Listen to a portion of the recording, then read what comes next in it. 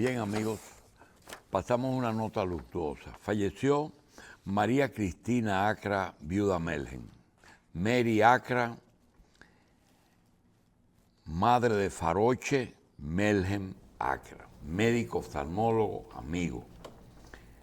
Falleció Mary Acra Melgen, sus hijos Faroche y Mary, Abelardo y Celinet, sus hermanos, nietos y demás familiares, comunican su sentido fallecimiento. Su velatorio hoy, desde las 8 de la mañana en Funeraria Blandino del Abraham Lincoln, a las 10 una misa de cuerpo presente y al mediodía el cortejo partirá hacia el Cristo Redentor. Falleció Mary Acra, viuda Melgen, madre del doctor oftalmólogo Faroche Melgen. Bien, quisiéramos repetir que en este momento todavía ya no estamos en Coral, seguimos en Carivisión y en la noche no hay ningún tipo de cambio. Coral transmite ahora los juegos del Mundial. Nosotros seguimos en Carivisión hasta las 9 de la mañana. Canal 26, Claro y Altiz. Canal 22. El 26 en Altiz y 22 en Claro. Entonces, y en Altiz también 54 de La Voz del Trópico. Bien. Y la página Revista 110.online, la cuenta de Facebook de Revista 110, donde estamos transmitiendo en vivo, y también en todos los sistemas de cable seguimos como Carivisión. Hoy tenemos al ingeniero José Israel Cuello con el doctor del Castillo y Carlos, y quisiéramos, con motivo de que parece que el diálogo va a seguir hoy con los partidos políticos, creo que la fuerza del pueblo va a asistir, y el presidente va a viajar mañana, sábado, a Miami, porque va a haber uno de los juegos del Mundial. Quisiéramos hacerle un señalamiento al equipo que trabaja en la campaña. Sabemos que los candidatos presidenciales no surgen por generación espontánea. Y en el caso de Luis Abinader, que es producto de una gran alianza, estamos viviendo algo que antes que nada queremos decir, nosotros no tenemos ningún cuchillo que afilar en contra de esa candidatura y no tenemos ningún tipo de culpable preferido. ¿De qué estoy hablando? Parece fácil que la reelección será un hecho, pero para que les resulte menos difícil, les recomendamos que revisen la posición de República Dominicana y del gobierno con respecto al tema haitiano. Parece que el tema haitiano va a ser el principal tema electoral. Esa situación de un presidente implorando, pidiendo, rogando, exigiendo en discursos cada vez que se le presenta un podium favorable de que República Dominicana no puede cargar con Haití. Por otra parte, hace lo mismo el canciller, pero nos da la sensación de que ese mismo gobierno que está implorando eso fue el que mandó el proyecto al Congreso. Entonces está produciendo la sensación de que tiene dos posiciones diferentes. Puede que sea así, que tenga un compromiso y por otro lado está lo importante para las elecciones. Si no se ponen claros y sobre todo ahora que nombren lobista a un ex embajador, nombran lobista a un ex embajador de Estados Unidos. Quería solamente decir eso y decirle a la gente de esa candidatura que los norteamericanos pesan muchísimo, pero no votan en el país. Y también decirle que los haitianos todavía no son lo suficientemente numerosos para ganar unas elecciones y que revisen a los que todavía los moralistas de hojalata, los nacionalistas de hojalata, tienen mayoría en las elecciones. Bien, llegó el ingeniero Cuello y vamos a ejecutar una participación sobre temas diferentes que le tenemos guardado. Ingeniero, la semana pasada se dijo aquí en este espacio que algo sobre la ganancia del sector hidráulico. Háblanos de eso un poquito. Sí, ese es un tema interesante, debo corregir algún detalle. Una observación que me hizo Bernardo Castellano muy atinada. Porque yo expresé en información de base alrededor de lo que iba a tratar, que el sistema hidráulico estatal, de producción energética hidráulica estatal, que es prácticamente toda, realmente toda, tenía una ganancia anual de $400 millones. Y realmente no sé cómo se me extravió ese número. Y Bernardo Castellano me aclara que de 200, ellos tienen unas ventas totales por energía de 200 millones de pesos. Aclaro eso y ratifico el resto. ¿Cuál es el resto? Que toda ganancia de ese sector debe ser empleada en la expansión y en el mantenimiento de ese sector, que demanda mantenimiento y expansión. O sea, una presa se hace y hay que permanentemente estar cuidando aguas arriba de la presa, el comportamiento del conjunto, o sea, del bosque que retiene el agua, que tarda en el tiempo en filtrar el agua hacia el lago y de todas las zonas circundantes del lago, además del seno del lago, que se va llenando de malezas y se va reduciendo su capacidad de captación. Esa es la esencia del tema.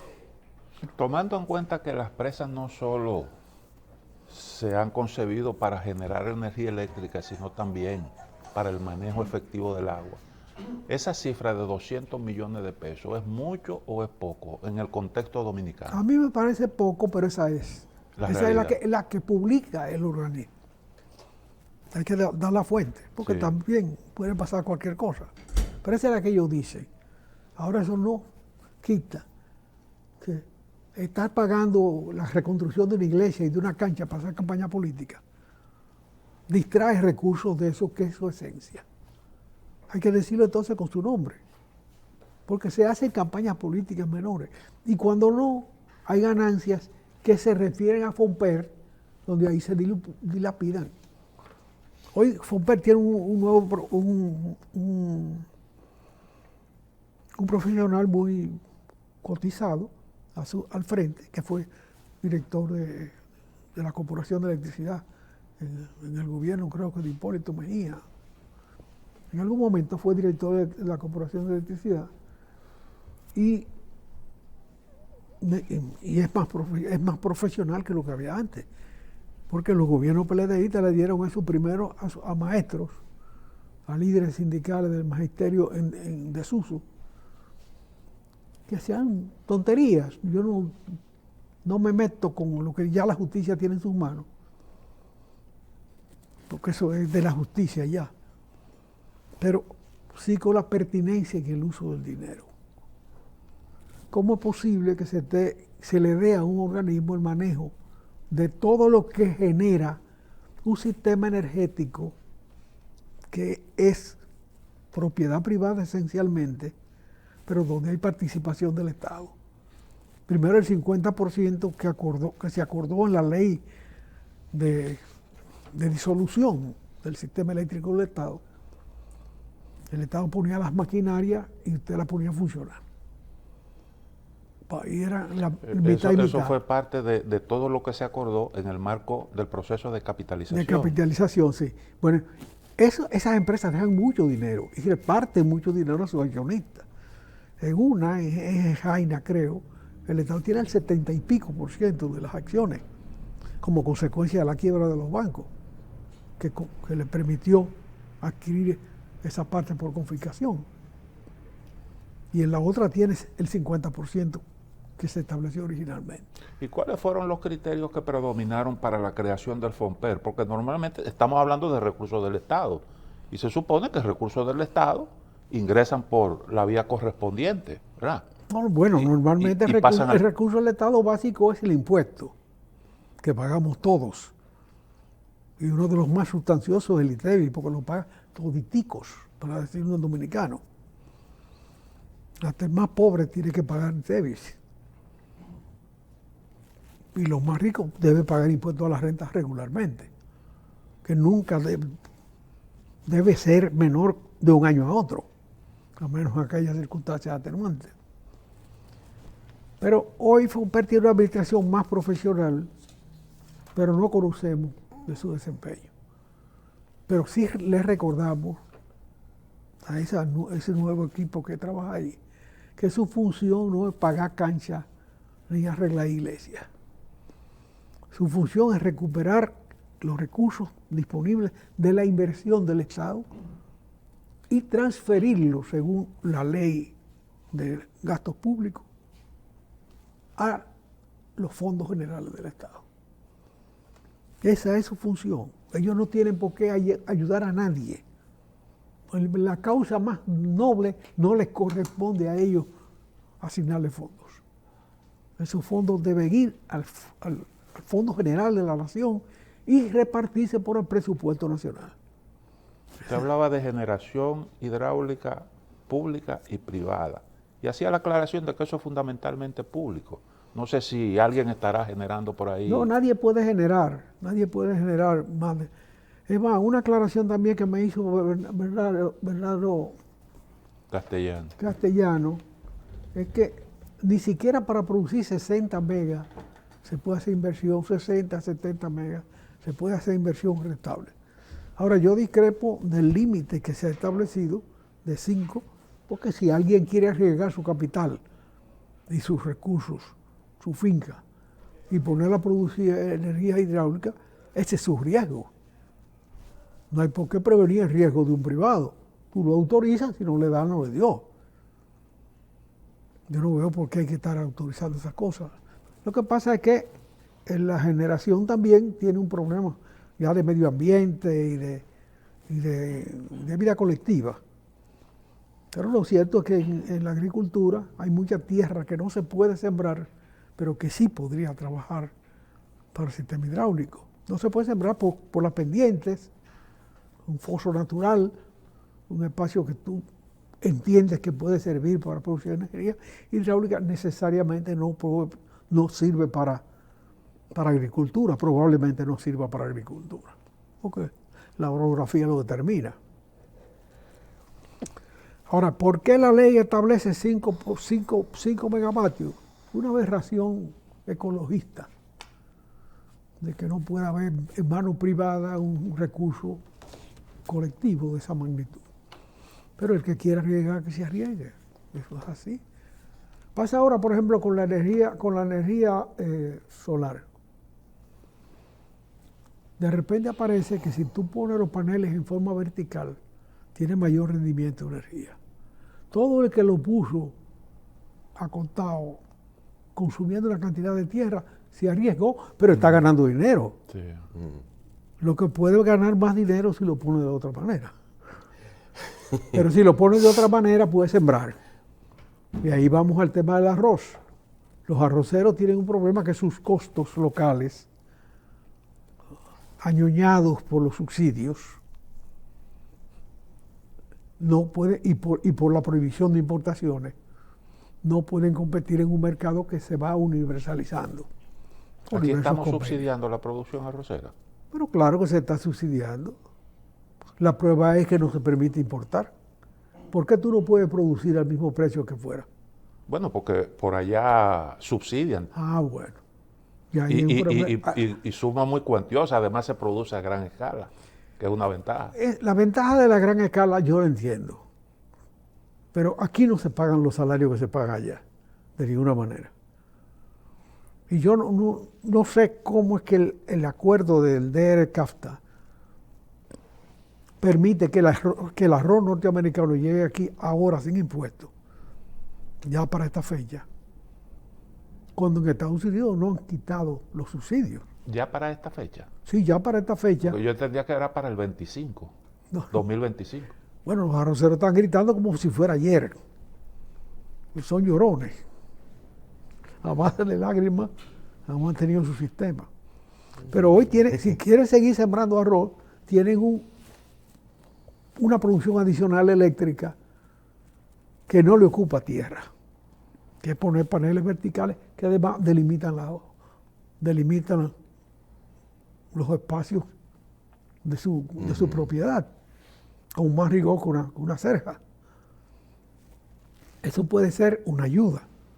Ellos dirán, no, pero lo que me voy a ganar con energía no tiene nada que ver con lo que pierdo con el arroz. Bueno, es mal acostumbrado. Cuando Balaguer hizo las leyes de reforma agraria, una de las más controversiales fue la que le quitaba el 25% de los terrenos arroceros a los productores privados. ¿Eso no fue la ley de cuota aparte de Guzmán? No, eso fue en las 4 leyes de reforma agraria de Balaguer, que fueron muy trascendentes. Tú eras muy joven en ese tiempo. Se estableció una ley arrocera en que le quitaba el 25% de la tierra. ¿Y qué hizo Balaguer con eso? ¿Qué hizo? Es sencillamente para pagar los créditos del Banco Agrícola que nunca se pagaban. El arrocero estaba endeudado con el Banco Agrícola y reganchaba todos los años. Y el Banco Agrícola no tenía capital. Entonces pagaron eso y el Estado repartió esa tierra. Los pequeños agricultores del arroz no podían producir en un terreno más pequeño. Mucha tierra de esa se convirtió en propiedad raíz para propiedad agrícola. Ahora, ingeniero, el presidente en su discurso de rendición de cuentas anunció la conformación de una comisión para estudiar la solución al problema de la producción arrocera, tomando en consideración el asunto del Tratado de Libre Comercio. Y eso se propone ¿Qué siempre. solución puede tener ese asunto? Bueno, que el arrocero le busque mejor rendimiento a su tierra o que siembre otra cosa. Pero eso no lo hemos logrado en todo el tiempo, todo el plazo que nos dio el DR-CAFTA. Bueno, lo que pasa es que aunque ha habido mucho avance. Cuando tú te pones a esperar que llegue el momento crítico, llega el momento crítico y tú no has hecho nada. ¿Qué es lo que ha pasado ahí? Yo creo que no se ha avanzado nada en eso. Ellos siguen llorando, buscando el proteccionismo del Estado de alguna manera. Pero el DR-CAFTA no contempla que los arroceros estadounidenses dejen de recibir subsidios. Mira, yo no conozco el texto de ese tema, pero creo que debe ser lógico que no tengan subsidios. Claro, porque sería una desigualdad. De eso es que estamos hablando. Por supuesto. Ahora Estados Unidos no exporta solamente a la zona del DR-CAFTA. Claro. Entonces ahí viene, usted va a producir para la zona del DR-CAFTA o va a producir para otro. No, usted no tiene subsidio, usted tiene subsidio. Eso yo no entiendo. Yo lo que sé es que eso fue una salida para firmar, aceptar eso en ese momento. Y se pospuso y ahora está cobrando. Ya se venció. O ya se vence. Y hay que tomar medidas al respecto. Ahora, volviendo al Cualquier tema. tierra de esa sembrada de piña deja más dinero. pero el arrocero tiene su costumbre de siembra. Sí, hay una cultura ya de producción arrocera aquí en el Exacto. país. Sí, realmente hay una cultura. Al arrocero le cobran el agua con la que inunda toda la tierra de cultivo. Las leyes lo dicen, pero la aplicación de la ley de aguas ahí alrededor de eso es muy complicada. Sí. Y también existe, Y bueno, son gente ya muy poderosa, en la mayoría de los casos, que tienen influencias para no pagar. ese asunto que hay del manejo de presas que dicen primero el agua tiene que ser para consumo humano, después para... Eso es de que la prioridad en el manejo del agua, primero consumo humano, después agricultura y después generación. ¿Eso estará establecido mediante ley o eso es simplemente un enunciado de una comisión? Eso es un versito de escuela. En las escuelas se enseña con un versito de ese. Sí, No pasa allá. dicen que... bueno, No, el agua la coge el que la tiene disponible. ujú. La pide y hace lo que le da la gana con ella. ¿Hay Esa es la espacio realidad. suficiente, ingeniero, para nuevas Represa. hidroeléctricas? De menor cuantía, la mayoría. Pero que terminen las de mayor cuantía, las que tienen años y años inaugurándose y no se acaban de inaugurar. Ah, porque hay en construcción. Pero claro, la de Sabana, la de Samaná, ¿cómo es? La de San Juan de la Maguana, esa que están haciendo ahí, que todos los gobiernos anuncian que la van a terminar. Monte Grande. Ah, bueno, Monte Grande, sí. Sí. Sí, Monte Grande. Para citar una, Sí, ese es un gran proyecto. el más grande hoy en ejecución. Sí. Y se pueden identificar otros. Cuando yo estudié ingeniería, la primera tesis que registré para graduación, para terminar los estudios, fue con Marcelo Jorge de Padrino, fue sobre la determinación del caudal hidroeléctrico total estimado del país. Comenzamos a trabajar, pero la vida política me sacó del tema. El caudal hidroeléctrico total del país. Del país. Todas las aguas que circulan en el territorio de Sí, República sí. Dominicana. Cuantificar eso, sitio por sitio. Se trabajó en eso, después Marcelo desarrolló ese mismo tema con varios estudiantes y lograron hacer esa determinación. Y eso con el objetivo de determinar el potencial El de potencial República Dominicana. hidroeléctrico teórico total. Ok. Eso está estudiado. Puede haberse modificado porque el país ha cambiado mucho y se han arruinado muchas situaciones. Por ejemplo, Manabao Bejucal Tavera, que fue un gran proyecto al término del mandato de Marcelo en la Corporación de Electricidad, fue tirado al basurero por Balaguer, que prefirió hacer Higüey Aguacate como empresa complementaria del sistema de Nigua, de Río Nigua, que es el conjunto más grande de producción energética por el Estado hidráulica. Pues Manabao de Tavera hoy ya no es rentable, ya no es posible. No recupera la inversión. Que en definitiva toda inversión debe ser recuperable. Ahora, ese cálculo que usted hizo en aquel entonces, No, que inicie. inició, ¿ha habido algún cambio importante en lo relativo a ese caudal, tomando en consideración el fenómeno climático? ¿Qué tan significativo ha sido eso? Bueno, imagínate tú, el bosque ha variado totalmente. El bosque. Ese fuego de estos días, que dicho sea de paso es un tema. Usted se sienta en una playa cualquiera y usted alcanza a ver el humo de un fuego. Usted lo alcanza a ver. Usted como ciudadano, usted no sabe de eso nada, pero usted ve un humo. Eso es una gente conuqueando por ahí. Y con un sistema de monitoreo también efectivo, eso se detecta a tiempo. No, pero la simple vista te dice ahí hay un quemado. Óyeme, un solo helicóptero con capacidad de llevar agua, va y se lo moja y se acabó. Ahí en Constanza el otro día había varios helicópteros tirando agua. ¿Por qué esos helicópteros no trabajan como si fueran ambulancias dispuestas a resolver este problema donde sea posible? Usted va a cualquier playa de este país y usted alcanza a ver en la loma circundante el humo de los fuegos. A veces son espontáneos, en épocas muy calientes, pero la mayoría de las veces son gente conuqueando por ahí, usando un pedazo de bosque. Sí, se va de control cualquier tipo de...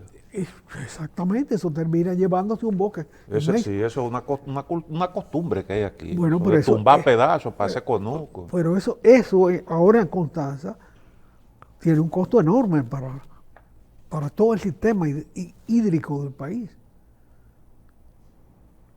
y para toda la agricultura del país. Constanza es una mina de producción agrícola y es reforestable y explotable. Campesinos serios, gente que trabaja la tierra seriamente, lo ha demostrado, que se pueden sembrar productos ahí y a la vez conservar el bosque. Necesariamente no tiene que ser forestal. Hay otro tema interesante, ingeniero. Usted como profesional de esa área, me gustaría conocer su opinión. El proyecto este que tanto se acaricia del gran estadio de Santo Domingo. Bueno, con la venia de Félix de Sena y de Ricky Novoa, tú me metes en un tema donde yo no juego. No. Pero mira, Ricky Novoa se metió en el tema específico del estadio Quisqueya y José Luis Tavera, que es, sin lugar a dudas, el columnista de la época, cuantificó todo el significado que tiene el deporte en el país, toda la significación que tiene el deporte. Ricky, no sé Félix de Sena qué ha dicho, se acoge al tema de que el estadio de Santo Domingo es por excelencia y yo lo corroboro, el mejor a desarrollar. Primero por la población de Santo Domingo, segundo por el diseño, agrego yo, segundo por el diseño profesional que tiene. Eso lo hizo una empresa muy calificada de Miami. En los años 50, 55 creo que se inauguró, 55, 56. Y en el estudio básico se contemplaba cerrarlo completo, gradas por todos lados. Eso perfectamente es posible hacerlo. Ni siquiera hay que modificar el sistema de luces en su ubicación, porque pueden dentro de la gradería alrededor incorporarse. Ahora bien, el problema, la gente no va al estadio, el dominicano no va al estadio, eso es mentira. Solamente los juegos de Licey y Águila en Santiago garantizan un público total. En la capital, no total. Esa es la realidad. El resto de los juegos no conducen a la gente al play. Ahora, el deporte tiene un resultado político, económico, trascendente, y de unidad nacional y todos esos criterios, por la cantidad de muchachos que pasan al profesionalismo de una pelota americana. Sí. Pero pensar que aquí va a haber eventos para sostener esos estadios con el público dominicano, que se olviden de eso. Y el enemigo público número uno de la asistencia al estadio es el acceso al estadio y el problema de los estacionamientos de vehículos. Incluso en el estadio Quisqueya, donde se dejó un espacio para horizontal, puramente horizontal, para parqueo, eso se ha mermado porque ahí hay reparaciones de guagua, o sea, no hay parqueo todos los días para el estadio, terminan instalándose otras cosas, y eso está mermado. Y la seguridad en ese parqueo es nula. De manera que todo eso reduce a la gente que va. De manera que probablemente... Ahora, la construcción de un nuevo estadio podría ser una oportunidad no para ganar ese espacio y construir esa nueva edificación en otro sitio. Sí, pero No. Es que lo que está hecho es bueno. yo quiero plantearte para que tú, como no tienes, puedes juzgar eso desde el palco de prensa de allá arriba, tranquilo, mira. Pero no jugar pelota, yo no. No, pero jamás. Jamás sé yo. El otro día se lo dije a Feli de lo siguiente. Primero, el béisbol todavía es el principal deporte de aquí. No, y lo puede ser por el resto de la vida. Muy bien, pero ya se ve que el fútbol está entrando. Bien. ¿Qué cosa hay en otros países en que eso está ocurriendo? Bueno, muchos han usado el estadio para el doble uso. Han buscado la forma para darle doble uso. Lo segundo es que si tú analizas esas instalaciones, tú dices que nunca se usa ese estadio durante el día. Nunca, del año entero. En ninguna parte. Y los días que hay juego, se usa 3 horas durante la noche. Los problemas principales, la televisión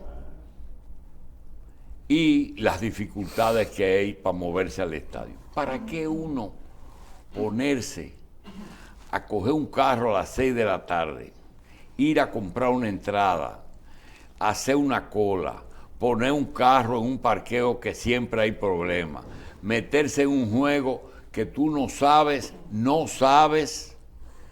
el único deporte que no tiene tiempo, que puede durar 10, 15 innings, 14. Es decir, que la ida al estadio no es bueno. Entonces, además, el problema del tránsito, la inseguridad. En Estados Unidos hemos visto 2 o 3 estadios que el tren entra al estadio. En Puerto Rico hay 2 estadios que el tren entra al estadio. Una parada es en el mismo estadio. Entonces, nosotros propusimos lo siguiente. Como siempre hay la tendencia a que haya más franquicias, estamos hablando del béisbol que usa los estadios, de que haya más franquicias. Yo digo, hasta los Caimanes, los Toros, los Gigantes, es decir, San Francisco, Romana y San Cristóbal, que ya desapareció, estaban de más, porque no hay suficientes usuarios de ese deporte, fanáticos, para lo que tú estás diciendo. Se estableció que cualquier estadio que tenga 5,000 asientos de capacidad es suficiente para jugar béisbol en cualquier ciudad de este país. El día que juega el Licey y Águila, bueno, van a faltar 50,000, pero no hay ninguno de 50,000, ni va a haber ninguno de 50,000. Ahora. No, pero lo que se está discutiendo, Julito, ahora, es convertir al país en sede eventual. Muy bien. Grandes eventos. Pero eso es un sueño. Sí, pero óyeme la propuesta, porque nosotros hicimos una propuesta. Aparece el alcalde que va a perder en Santo Domingo Este, que está insistiendo en un estadio de aquel lado. Aparece en Puerto Plata un grupo que quiere una franquicia en Puerto Plata para la liga de béisbol, porque ellos entienden que le toca. Pero se la han dado en otras ocasiones. José, te quiero decir que la propuesta fue, ahí está el Estadio Olímpico, que el acto más importante es el discurso de Ezequiel el día de Año Nuevo, el mensaje divino. Propuesta es... Y el tierra de Peña Gómez. La propuesta es... Peña nada más se murió. Muy bien, y un cierre de campaña, y los 2 millones de votos de Leonel. Pero el cuento es que en el Estadio Olímpico coinciden las 2 vías principales del metro. Tú puedes ir ya pronto de los Alcarrizos al estadio Olímpico. De Villamella, de la universidad, de San Luis va a poder ir ahí. Entonces la propuesta es revisar el Centro Olímpico, que hemos visto que hay una magnífica área verde, que hay 4 playcitos chiquitos que juegan los muchachos los domingos, y un gran cosa para correr, ¿cómo se llama eso? Y la media naranja. José. No hay un cuartel de la policía. Un cuartel de la policía. Sí, pero está muy bien el cuartel. Y un caserío. Hay un de esgrima, pabellón de esgrima. No, y un caserío donde vive gente ahí adentro. Bien. Entonces lo que quería decirte es lo siguiente. ¿Qué tiene coger esas tierras que están alrededor del Seguro Social, que fueron hechas en el 55, e integrarla a la ciudad de la salud? ¿Verdad? Ahí está el Seguro Social, está Sedimá, está toda esa cosa integral. Y aquí, en donde se unen esas 2 vías, hacer un estadio de béisbol dentro de esa cosa. Y hacer lo que hay en el Zócalo en México, que hay un parqueo debajo, que la gente no sabe que ahí caben 2.000 o 3.000 vehículos. En el sótano del Zócalo caben muchísimos. Entonces, eso la pueden hacer también, que se jueguen los 2 deportes, prepararlo. Es más, en Puerto Rico hay un estadio que entre el fanático que se sienta a verlo y la línea de Fair hay una pequeña franja, creo que de 4 o de 5 metros, que es un estadio para correr, tiene 4 o 5 líneas para corredores correr ahí. Entonces lo que te quiero decir es, eso, ¿por qué no prospera? Si esa es la solución para que no haya el problema del parqueo, para que la gente coja un subway y se vaya, un metro y se vaya ahí. Bueno, hay muchas opciones, pero... Hay otra además de Sí, eso. claro. Mira, en realidad eso se puede resolver con vehículos adicionales desde la salida de ese metro hasta el estadio actual, que es varias cuadras. Las Porque rutas son alimentadoras. Porque ¿cuántas veces se juega pelota al año? ¿Cuántas veces se juega pelota al día? Tú no puedes llenar las líneas de metro de gente que habitualmente no lo usa porque ya están satisfechas. Una gente que viene de los Alcarrizos para Santo Domingo tiene que coger una guagua hasta donde llegue el metro, en la cruce del 9, y hacer una cola inmensa, una guagua o un carro público, una cola inmensa para montarse en el tren a cualquier hora del día. Porque la cantidad de gente que se agrupa en esa terminal es inmensa. Y yo supongo en la otra punta. Porque de esa punta se derivan muchas cosas. El metro tiene vida propia y su desarrollo no puede ser para cuestiones coyunturales. Si tú le metes ese paquete de gente adicional, eso va a colapsar. Eso cambia la naturaleza del metro. Pero eso es por días muy específicos. Mi propuesta, que la he pensado mucho, es la siguiente. Si el problema de transporte y de acceso, el problema de parqueos y alimentación del estadio, el más barato de los proyectos posibles no es en Santiago, donde va más gente al play que aquí. Allá porque son más fanáticos. Pero aquí hay más gente, en la realidad. Y ese es el número que hay que manejar. Completar la gradería del estadio. No hacer un estadio nuevo. Completar la gradería circular. Y un gran parqueo hacia arriba y hacia abajo, donde está la zona de parqueo que hay que rescatar totalmente. Porque ya lo de seguros sociales está completamente invadido de necesidades precarias. Desalojar esa zona completa, la que se reservó originalmente para el parqueo, excavar hasta donde sea posible y levantar hasta donde sea necesario. Pero además establecer rampas que vayan de esa torre hacia las graderías directamente, sin pasar por abajo. Porque los problemas de seguridad hay que tenerlo en cuenta. Y esa sí es recobrable. Esa sí es más rentable económicamente, esa torre, que el estadio mismo. ¿Por qué? Porque frente a ese estadio, frente a esa zona, está obra pública, está salud pública, está la Escuela de Peritos Contadores, están decenas de cosas que han hecho de la vieja avenida San Cristóbal, que no sé cómo se llama ahora, una cuneta, un trillo, una dificultad de tránsito. Toda esa gente que va a eso, a obras públicas y a salud pública, y todo lo que está más para allá, hay otra cuestión de cultura por ahí, el Partido Reformista ya no importa. Todo eso necesita parqueos todos los días. Es más, eso se desborda más allá de la avenida San Cristóbal. Toda la dirección de tránsito terrestre está por ahí también.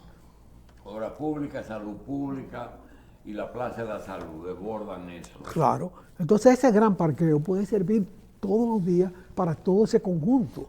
El de salud, el de deporte y el de función pública. Y ese sí se paga. Porque ese va a estar lleno de día todos los días. Y de noche, cuando haya juego. Pero por ahí no duerme mucha gente. O sea, no puede ser parqueo de noche, no se puede estimar, aunque pueda ser. Allá hay un estadio que sobra, uno que le hizo Balaguer a ¿cómo se llamaba el amigo? Abogado. Un estadio de boxeo. El Coliseo de Boxeo. Pina Acevedo. Carlos Teo. Pina Acevedo. Bien. En detrimento del parqueo. Sí. Eso sí, un Tiene estadio. escuela de choferes también. Nosotros queremos otro tema. Usted, la guerra ruso-ucraniana, el gran beneficiario a largo plazo es China. Sí, a largo plazo no, ya. Ya. Pero en perjuicio de los otros dos o en adición. Bueno, Rusia inclinó la. Si Rusia y Inclinó la rodilla. Perdón. Rusia inclinó la rodilla. Y ya. Estados Unidos ganó. No, Estados Unidos está Entonces correcto. los dos se van a pique. No se van a pique, pero Estados Unidos está mirando para acá. Ya para América Latina, para donde debió mirar siempre, primero que nada. Pero pues, su problema de gran política externa lo llevaron a alimentar a China para bien de la humanidad en su conjunto. Porque lo que ha pasado en China, esa alianza de Estados Unidos con China, permitió meter 700 millones de gente en la civilización. Y eso es de una trascendencia humana extraordinaria. Y además irreversible. Pero ya China reclama un espacio geopolítico más adecuado. ¿Y qué cosa fue bueno para Estados Unidos aquella vez de Nixon y Bush, padre, que desarrolló China, que hoy no es buena? Bueno, llegó a su punto de saturación. Que ya el hijo sabe más que el papá. Exactamente. Y que la mamá junta. Esa es la realidad. China reclama su espacio, el que Estados Unidos ha tenido tanto tiempo, el que Rusia tuvo durante mucho tiempo, el que Inglaterra tuvo muchísimo tiempo. Hoy Inglaterra es un pedazo de país. Sencillamente. Y la alucinación del Brexit, de separarse de Europa, óigame, cuando el mundo se integra por pedazos y se desintegra en pedazos también. Entonces Donald Trump tenía razón cuando él decía, o siempre abogó por un acercamiento a Rusia, sumarse a Rusia en la política de contención de China. Sí, pero sencillamente eso no fue. Eso era una estrategia momentánea también. Pero la modificación más difícil es que Rusia aceptara su condición de un país menor. Esa era la más complicada. Y ahora queda el paquete que tiene que tragarse Estados Unidos de reducirse su espacio de dominio. Eso ya es tan complicado como los rusos. Ahora, ¿Estados Unidos realmente va a reconocer eso como una realidad? o sencillamente va a seguir empujando para contener, para evitar que China lo supere? Todo puede pasar cuando tú tienes el botón de la guerra. Y ese es el temor, de una guerra que puede ser irreversible en su resultado. Pero lo cierto es que ya los más alertas de los Estados Unidos saben lo que hay entre manos, y Tesla está instalando una planta en México, inmensa. Menciono a Tesla porque Tesla es la cabeza de la audacia empresarial norteamericana, pero eso da un síntoma. Y están instalando ya en México una planta gigantesca. No hablemos del chip, el chap y el chup, o sea, de la mano de obra pequeña y la cosa que está buscando espacio en América Latina. La República Dominicana tiene la oportunidad de dar un salto tecnológico si acoge en sus facilidades de zona franca empresas que están saliendo de China para colocarse cerca de Estados Unidos, que es su mercado establecido. Cientos de empresas que se instalaron en China para producir para Estados Unidos, hoy están dispuestas a venir para acá, para la zona de América más próxima.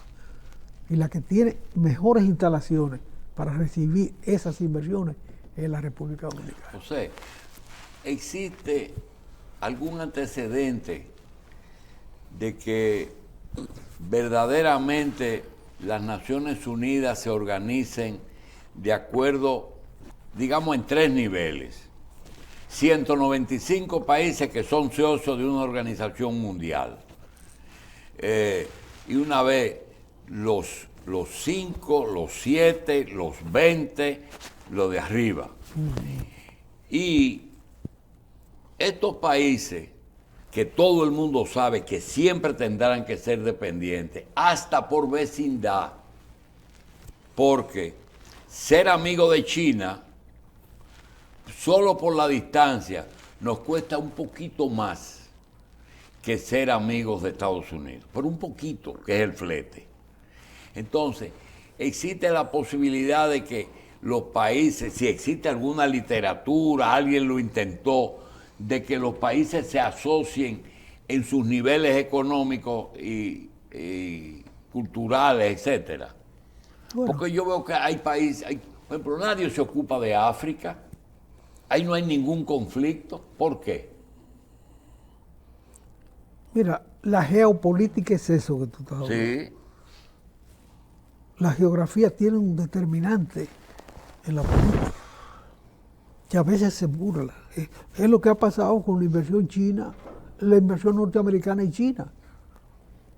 Eso parecía un absurdo, que tú produjeras una cantidad de cosas tan lejos. Bueno, ahí están los resultados. Vino la pandemia y se demostró que eso no funcionaba en cualquier circunstancia.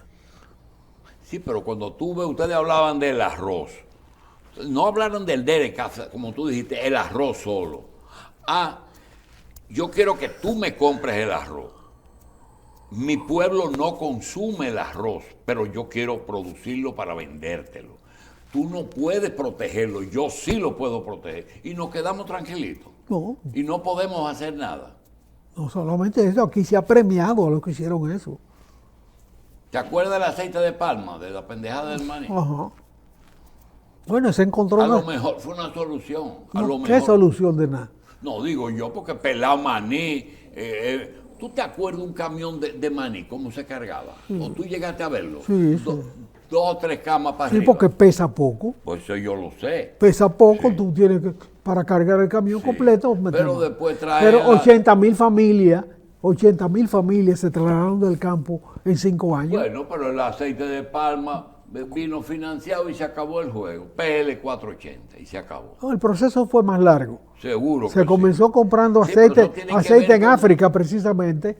Se comenzó comprando aceite en África porque era más barato que la Pero americana. no es la economía lo que dirige Estados Unidos. Y por tanto, todas las medidas que se toman no son económicas. Es decir, las armas deben estar prohibidas, pero yo las vendo. Y la energía nuclear es peligrosísima, pero yo la sé proteger y tú no. No, yo la sé usar también. ¿Eh? Yo la sé proteger y usar. El único que la ha usado es ellos. Sí. Para matar gente. Bueno, El único que ha tirado, no una bomba, no, 2 bombas. El amigo de Estados mi Unidos. enemigo es mi enemigo. ahora- Fíjese la política. Ahora, una cosa es lo que podemos opinar y otra cosa es lo que podemos analizar. El análisis dice que se conforma una geopolítica nueva, donde China se hace líder de ese mundo Y asiático. China va a ser peor que Estados Unidos, tú verás. Hoy hay, claro, es posible, Y porque va peor que probablemente es más torpe, Estados Unidos. ¿eh? Porque tiene menos ejercicio de dominio. Estados Unidos tal vez ha aprendido algo. Y en ese contexto, ¿qué va a ocurrir con Europa? Europa queda convertida en lo que era antes de Marco Polo, en una península de Asia. ¿Dónde terminaba la ruta de la seda? En Europa. Ese es el temor de Estados Unidos. El gran temor de No, Estados pero- Unidos es la unificación, que surja un polo ahí en Eurasia. Que dice Henry Kissinger que Eurasia, Estados Unidos frente a Eurasia es una pequeña islita, frente a esa masa de territorio que va desde España hasta la China. ¿Y quién domina Eurasia ahora mismo? ¿No? Eurasia ahora mismo, uno de los roles fundamentales lo está utilizando, lo está jugando China, porque es el principal socio comercial de todos esos países. Ajá. Y ese es el gran temor de Estados Unidos. ¿Y, No, y pero los ya- países petroleros no lo maneja Estados Unidos e Inglaterra? No, los países petroleros, antes era Estados Unidos el que tenía la incidencia, pero ahora mismo el principal comprador de petróleo de todos los países de Oriente Medio es China. El principal comprador y el principal socio comercial. Cosa que se ha acentuado con el boicot a Rusia. Porque Rusia tuvo que venderle a ellos más Sí. y venderle muy barato. Entonces todo es geopolítica. Todo no. Es un momento geopolítico trascendente. Es un momento de definición de espacio de dominio que puede durar varias generaciones. Y que siempre va a ser así. No, siempre ha Siempre estado- va a haber uno sí, que es el que va. Siempre hay uno que es el hegemónico.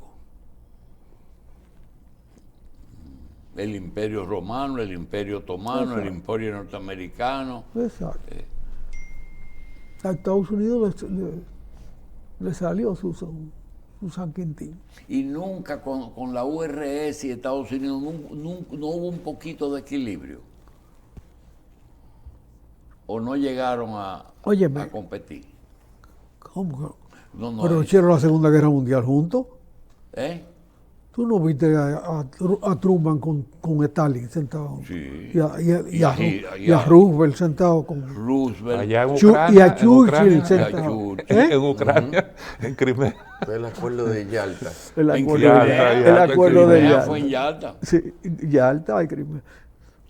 Hay otra reunión, la que se celebró Sí, pero fue en contra Irán. los alemanes la cosa. Ah, contra los alemanes. Y al mes ya estaban peleados Estados Unidos y Rusia. Pero entonces Alemania tiene la virtud de haber perdido 3 guerras y haber reconstruido el país en una generación cada vez. 3 guerras, la franco-prusiana, la primera y la segunda. La perdió las 3. Y la segunda la perdió con una destrucción terrible y una división. Fueron los rusos que le ganaron la guerra a Alemania. La guerra la ganó Rusia, La ganó como Rusia. ejército, claro. ¿Quién llegó a Berlín? ¿Quién llegó a Berlín? Si no tiran la bomba en Nagasaki, llega a París. Porque París era de los nazis también. Y Bueno. eso es lo que hace que toda esa gente se junte.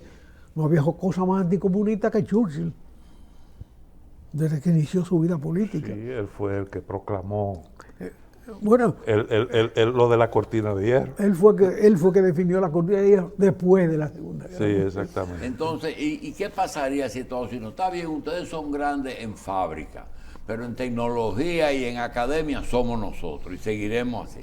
Puede que eso ocurra. Si tú te revisas cualquier boletín científico norteamericano de hoy, ¿La? cualquier boletín científico Sí. norteamericano de hoy, donde se establecen los niveles del conocimiento, Tiene un chino. ahí está el chino ñango. Hay un estudio reciente de un centro de pensamiento australiano en donde eso lo constata con cifras específicas. Sí. el avance de China en una serie de áreas vitales hoy en día para el desarrollo. ¿Tú sabes quién tiene mucha presencia también en eso que está diciendo José? Los hindúes en Estados Unidos. Hay un Y nivel lideran una serie de áreas importantes. No, de medicina, ya están casi liderando. Lo que Sí. pasa es que Estados Unidos acogió a los hindúes y los hindúes se integraron en Estados Unidos y no tienen nada que hacer en la India. Pero están regresando. Bueno, claro, hay muchos que regresan. Aquí regresan muchos, pero se quedan muchos. Hay muchos que se quedan allá, hay muchos dominicanos que han triunfado allá. Bueno, Y Ahora como me dicen- decía Segundo Inver, que cumplió 80 años antes de ayer. cumplió año ayer. Ayer sí. Sí. No, antes de ayer. Cumplió años antes de ayer. Cumplió 80 años.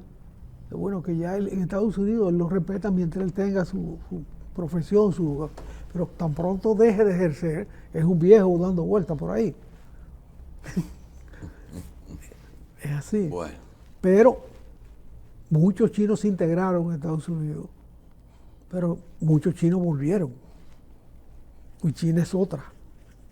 Esa alianza fue virtuosa, esa alianza benefició mucho a la humanidad, sin conllevar guerras. Ahora el ajuste es doloroso, pero es el ajuste que marca la época. Tan sencillo como eso. Pero si el primer signo lo dio Inglaterra, de loco, de que dividirse y plantearse separarse de una Inglaterra que geográficamente la tiene más próxima a Europa que a cualquier cosa. Ellos que invadieron a la India, ellos que invadieron a Indonesia, ellos que invadieron el mundo, están hoy en su cajón y no saben entenderse. Ni entre ellos, ni con Europa. Eso los reduce a nada. Están pagando caro eso. Sí, les cuesta Ahora mucho. los estrategas occidentales se complacen al decir que hoy la OTAN es más poderosa que nunca, que Rusia unificó todo eso, que la OTAN ahora tiene una unidad alrededor de las posiciones estadounidenses. Te lo voy a decir, si baño, OTAN o no OTAN. pausamos.